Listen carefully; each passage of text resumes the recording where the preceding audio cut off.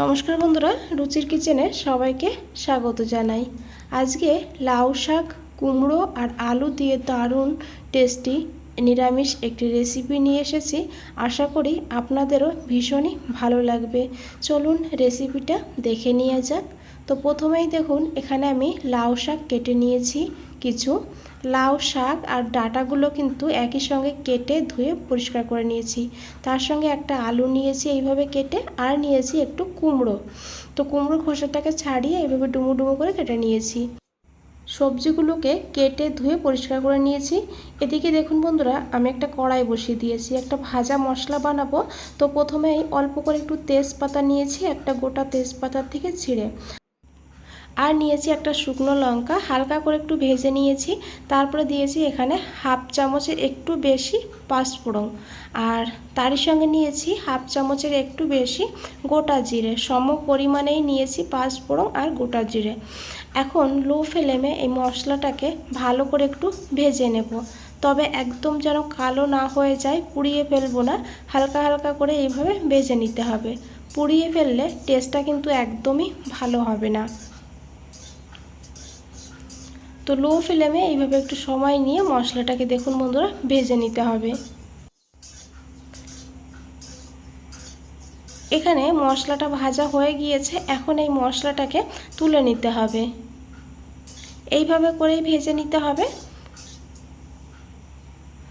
আর এখন এই মশলাটাকে ঠান্ডা করে নিতে হবে। এই কড়াইতে আমি দিয়েছি 2 চামচ সর্ষের তেল। রান্নাটা আমি সর্ষের তেলেই করেছি। তেলটা ভালো করে গরম করে নিতে হবে। আর তারপরে এখানে দিয়ে দিতে হবে বড়ি। এখানে আমি দেখুন কিছু বড়ি নিয়েছি বিউলির ডালের। তবে বড়ির পরিমাণটা আপনারা বাড়িয়ে কমিয়ে নিতে পারেন। এখন এই বড়িগুলোকে ভালো করে একটু ভেজে নেব, গ্যাসের ফ্লেমটা একদম লোতে রেখে লাল লাল করে বড়িটাকে ভেজে নিতে হবে।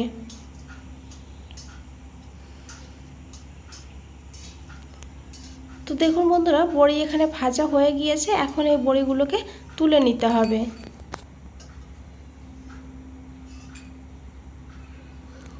আর এই তেলের মধ্যেই আমি দিয়েছি একটু পাঁচফোড়ন, আর দিয়েছি এখানে 2টো শুকনো লঙ্কা, আর যে তেজপাতাটা রেখে দিয়েছিলাম সেই তেজপাতাটুকু দিয়েছি। এখন ভালো করে একটু ভেজে নেব। এই গরমের দিনে এইভাবে হালকা পাতলা করে এই শাকটা রান্না করে খেয়ে দেখবেন, দারুণ লাগে খেতে। আর দিয়েছি এখানে 2 পিঞ্চ হিংটা অবশ্যই দেবেন, এখানে খুব ভালো একটা ফ্লেভার হবে। আর তারপর দিয়ে দিয়েছি এখানে কেটে রাখা আলুগুলো। এখন আলুটাকে ভালো করে একটু ভেজে নেব, কারণ আলুটা কিন্তু রান্না হতে সময়টা বেশি লাগে। তো দেখুন বন্ধুরা, এখানে আলু ভাজা হয়ে গিয়েছে। এখন এখানে দিয়ে দিয়েছি কেটে রাখা কুমড়োগুলো।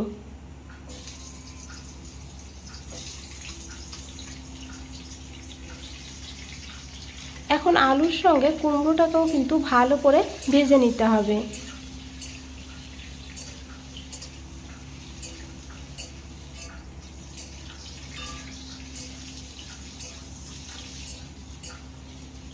এখানে দেখুন কুমড়োটাও বেশ ভালোভাবে ভাজা হয়ে গিয়েছে, দেখে বুঝতে পেরেছেন। এদিকে দেখুন নিয়েছি এখানে কিছু চীনাবাদাম, 10-12টা মতন চীনাবাদামকে আমি আধা ঘন্টা আগে ভিজিয়ে রেখে দিয়েছিলাম। বাদামগুলো বেশ ভালোভাবে ভিজে গিয়েছে। এখন এই বাদামগুলো জল থেকে তুলে দিয়ে দিয়েছি। এখন এই বাদামটাকেও এইভাবে হালকা হালকা করে ভেজে নিতে হবে।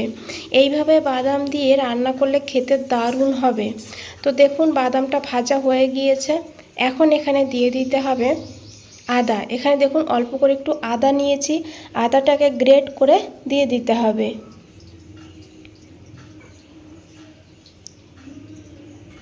আদাটা এখানে গ্রেট করে দিয়ে দিয়েছি।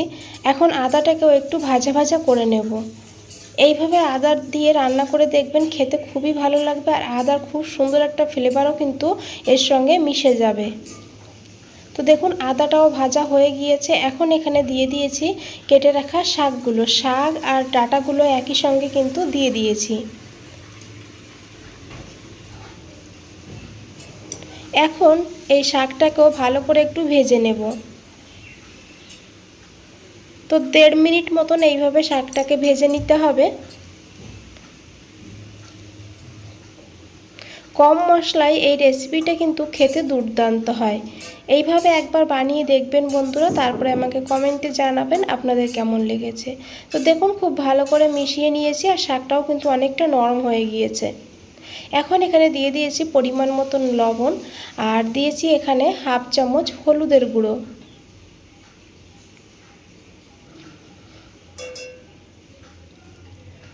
আর এখন খুব ভালো করে মিশিয়ে নিতে হবে।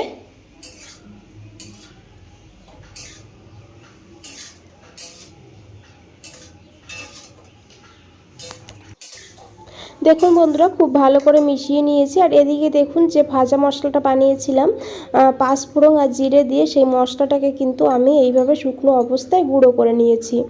আর এখন এই ভাজা মশলাটাকে দিয়ে দিতে হবে, তবে আমি অল্প করে একটু রেখে দিয়েছি, দেখুন এটা পরে ব্যবহার করব। আর এখন খুব ভালো করে এই ভাজা মশলার সঙ্গে এই সবজিটাকে মিশিয়ে নিতে হবে। দেখুন খুব ভালো করে মিশিয়ে নিয়েছি। আর এখন এখানে দিয়ে দিতে হবে পরিমাণ মতন জল। এটা কিন্তু একদম ঝোল তরকারি হবে না, একটু গামাখা হবে, সেই বুঝে আমি জলটা দিয়েছি। এখন খুব ভালো করে মিশিয়ে নিতে হবে। আর তারপরে এখানে দিতে হবে চেরা কাঁচা লঙ্কা। এখানে আমি দুটো কাঁচা লঙ্কা নিয়েছি, তো আপনারা ঝালটা আপনাদের প্রয়োজন মতো নিয়ে নেবেন। তারপরে ঢাকা দিয়ে 5 মিনিট রান্না করে নেব মিডিয়াম টু লো ফ্লেমে।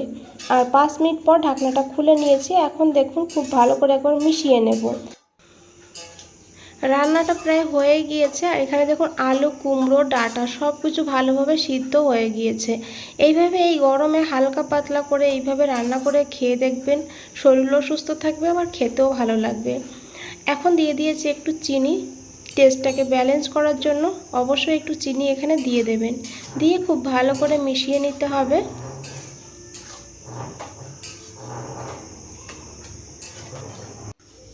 এদিকে দেখুন যে বড়িগুলো ভেজে তুলে নিয়েছিলাম, সেই বড়িগুলোকে কিন্তু এইভাবে একটু ভেঙে ভেঙে নিয়েছি। এখন এই বড়িটাকে দিয়ে দিয়েছি, দিয়ে খুব ভালো করে মিশিয়ে নিয়েছি। আর তারপরে এখানে দিয়েছি ভেজে রাখা মশলাটা, বাকি যে মশলাটা ছিল সেই মশলাটা পুরোটাই দিয়ে দিয়েছি। দিয়ে খুব ভালো করে মিশিয়ে নিতে হবে। তারপরে গ্যাসটা বন্ধ করে আরও 2-3 মিনিট স্ট্যান্ডিং টাইমে রেখে দিতে হবে। বন্ধুরা রেসিপিটা ভালো লাগলে অবশ্যই একটা লাইক করে দেবেন, চ্যানেলটাকে সাবস্ক্রাইব করে পাশে থাকবেন, আর যতটা সম্ভব বন্ধুদের কাছে শেয়ার করবেন। আর বন্ধুরা আজ তাহলে এই পর্যন্তই, ফিরে আসছি নতুন কোনো রেসিপি নিয়ে। ভালো থাকবেন, সুস্থ থাকবেন। সবাইকে অনেক অনেক ধন্যবাদ এত সময় ধৈর্য ধরে রেসিপিটা দেখার জন্য।